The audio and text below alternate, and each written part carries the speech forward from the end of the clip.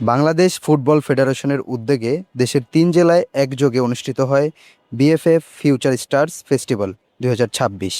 International day for street children উপলক্ষে আয়োজিত এই অনুষ্ঠানটি অনুষ্ঠিত হয়। বাফুফের গ্রাসরুটস প্রোগ্রামের অংশ হিসেবে ঢাকা, যশোর ও সিলেটে পথশিশুদের অংশগ্রহণে প্রীতি ফুটবল ম্যাচের আয়োজন করা হয়েছে।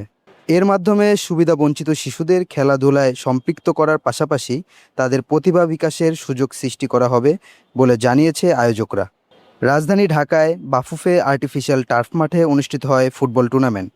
টুর্নামেন্ট শেষে বিজয়ীদের হাতে তুলে দেওয়া হয় ট্রফি এবং মেডেল।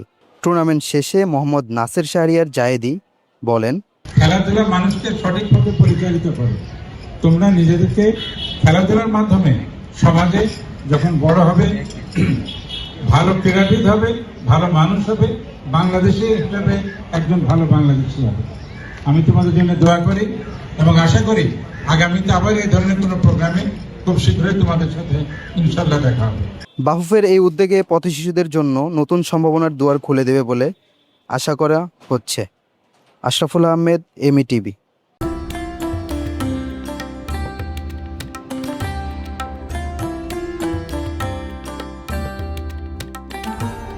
এমই টিভি, স্বাধীন বাংলার স্বাধীন কণ্ঠ।